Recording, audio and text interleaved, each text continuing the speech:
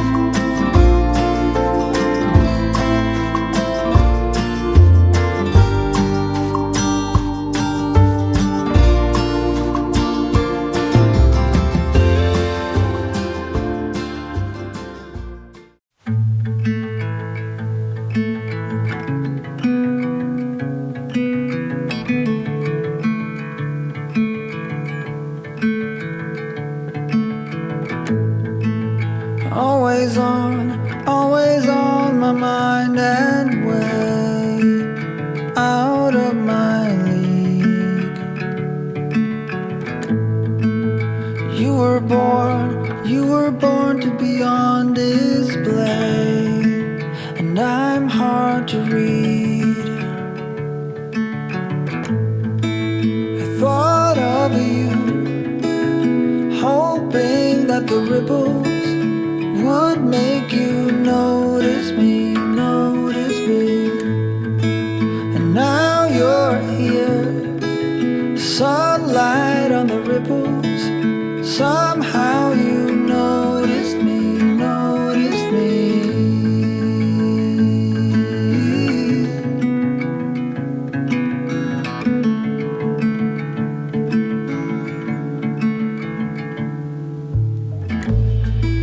I don't believe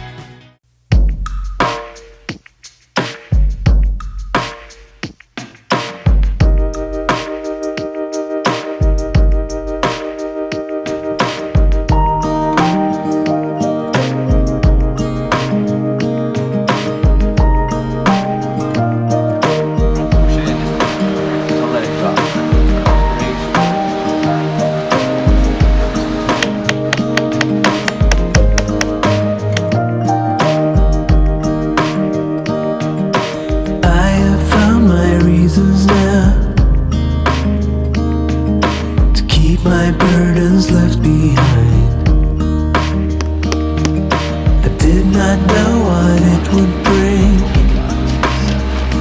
Now I'm capable of everything.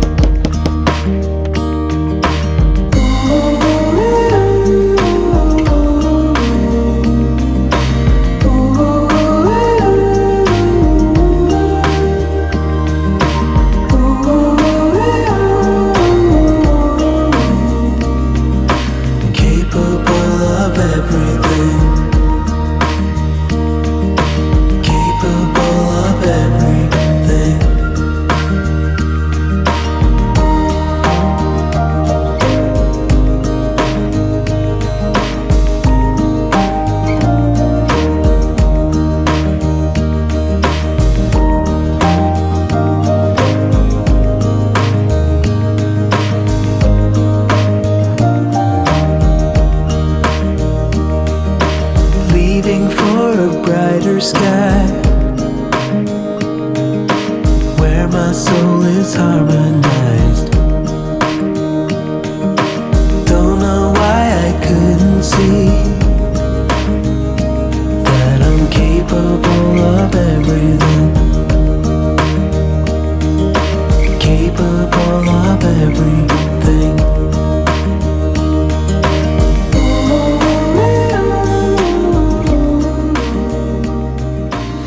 Hey folks, we just thought we'd do a quick little follow-up. I know we posted a video earlier watching me struggle like a foolish fool with fool sauce, trying to split some of this elm that we picked up.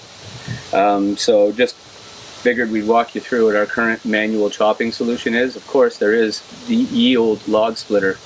We're holding off on buying one because, hey, well, the ones that we're looking at, they're relatively expensive. We don't want to use an electric one. They often require 30 amps or more, which is beyond the current capabilities of our system. And then once you go into the gas-powered versions, they're pretty pricey. Anywhere, talking Canadian prices, from $1,500 up. So, you know, we have other things that we probably prioritize ahead of that. And plus, right now, I'm still feeling solid enough to be splitting wood manually. We'll see how that changes in the future. But as far as manually chopping, and there's other folk out there that might have more tools or different approaches, but what we have first, you will need, at least in our esteem, the maul. This is for all your big splitting or stubborn stuff. It's both a sledgehammer on the back, and I'll show you where that comes in handy, and a very wide axe. So the idea, they call these cheeks on either side. The wider the cheeks, the less it is for like fine work, like the broad axe that we have that you can use for shaving off the sides and stuff and cleaning stuff up. That's more of a carpenter's axe. This is just brute force, very heavy. When you drive the point in, the fat wide cheeks split the wood apart and away you go. Works really good for most big logs. We're talking logs this big around and up, like more than a foot diameter. But with elm, you can have half-foot diameter logs that still need the maul, and sometimes the maul still bounces right back, which is exhausting. If you're swinging this thing over your head and you bounce off the wood a bunch of times, knock the log over, have to pick it up and reset it, it's not particularly efficient. And on that note, a good friend of us, Gord, he I don't know if he coined the expression, but it made me laugh. He's like, life is too short for splitting elm, which made me laugh. So the other axe that we have, this is the Super Splitter, also another Fisker's axe. No endorsement, but that's just fine. I like the composite handles. They're just less prone to cracking on overstrike. Overstrike is when you go past the log and hit the handle. Understrike is when you miss. Pretty straightforward. So this is a Super Splitter. You'll see still same concept as the maul. It's got the wider cheeks here and on the other side, but it's a lot sharper. It came pretty much razor sharp when we ordered it. And the idea, it's lighter. I think this is 5 pounds, and 8 pounds to 5 pounds might not seem like much, but 3 pounds goes a long way when you're swinging it over and over and over for an afternoon. So this is the Super Splitter. I use this on most of the logs. If they're stubborn, then I would traditionally, all last winter, would go to the maul, and then if I couldn't get it done with the maul, well, I really didn't have that situation. It was only this summer, when we're not splitting frozen wood, that I was starting to struggle a bit. So I ordered this. This is a splitting wedge. This one is a little more expensive than your average splitting wedge. I think it was 60 bucks versus anywhere around 30 or so. Reason being is that it's got a twist in it. If you look, it's kind of torqued. And the idea is with this, and I know we've got videos showing it, so I just quick demonstration. You stick it in the top of the log, pound it in with the hammer until it's in place. If it's small enough, you can just use this 5-pound hammer to drive it all the way through. But more likely, you set this in nice and stiff with the hammer, and then once the log's in place, use the back end of the maul, and that's where this is really what it's for. So this, in reverse, drives the splitting wedge through, and between those two, there's really not much. I think if I can get through elm relatively efficiently, I have no fear of any wood. I know oak splits really well just because of the way its grain is, like just the way the grain is in that wood. Same with maple. White birch, I understand. I don't have the pleasure, but I understand yellow birch can be very, very stubborn. And then elm, so far everyone I've talked to, elm is the nightmare. And it's too bad because Dutch elm disease came through, and there's a lot of dead standing elm, but I don't think anyone really wants to touch them with a 10-foot pole because they're as stubborn as they are. But me, I like to do things a little sideways or off the beaten path, so everybody else's avoidance is my free firewood. The woodshed is a third full, and we can fit 4 rows, which is about 2.5 bush cords. Almost everything we have is burnable for this winter so far. Our new moisture meter gives us a more reliable way to separate the wood that is ready to be burned this winter from the more green wood that will have to sit for another season.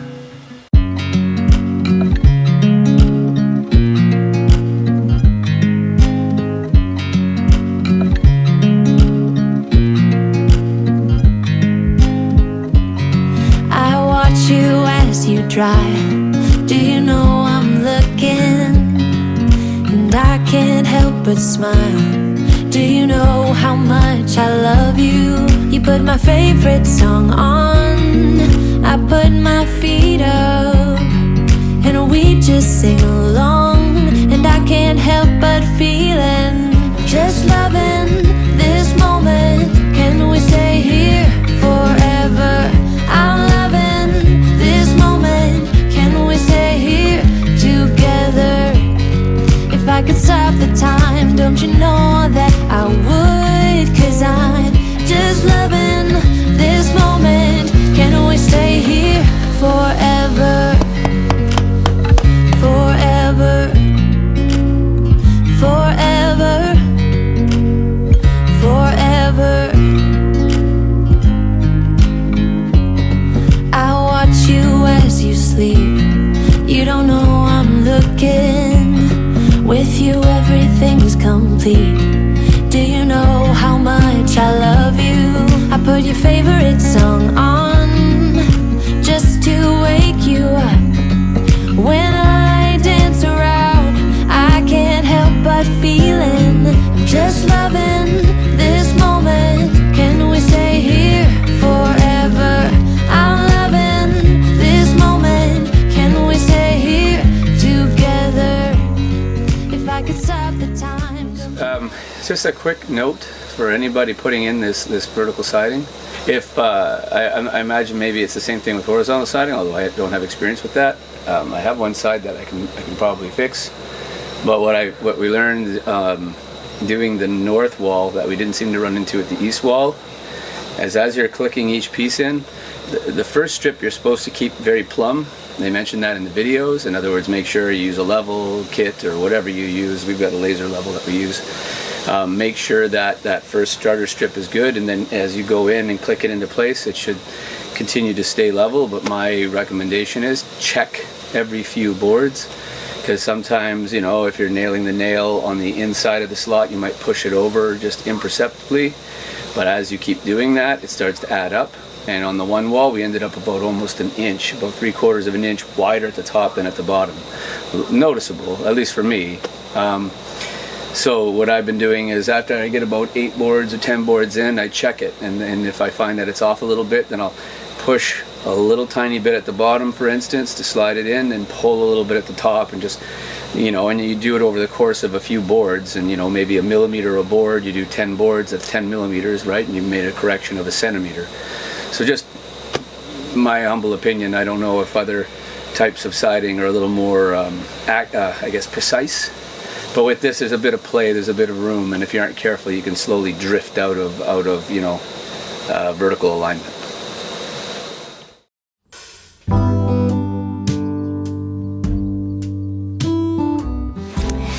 Today we are finishing the last wall of the siding, which is pretty exciting. We're really pleased with the way that it turned out. Just to give you a little bit of background, we bought the siding quite a long time ago. It took a really long time for it to get here, and then once it got here, we were busy doing other jobs, and so we let that sit for a little bit. So by the time we actually went to do the siding, we really weren't even sure that we liked the color anymore from just looking at it in the boxes. We had actually wanted a darker color when we went looking, but we did want the board and batten style, and so that wasn't available in the color that we wanted. So what we ended up doing was just picking the darkest blue that we could find that we liked in the board and batten style. But as we started driving around, we just started seeing things that we thought might be what we chose, and we were afraid that it was going to be too light and we weren't going to like it. So not only do we love it, it's just a huge relief because we couldn't return it. We probably wouldn't have returned it anyway once we had it all up. And it's just nice that we're really pleased with the way that it turned out. So, yay!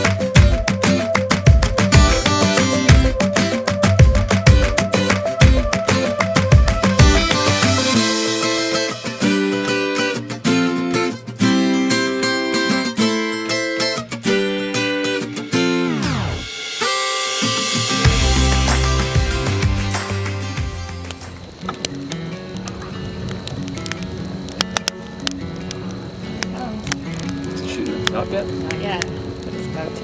There you go. Is it? Yeah, that's fire. Yeah. Okay. There you go. Done yet, buddy?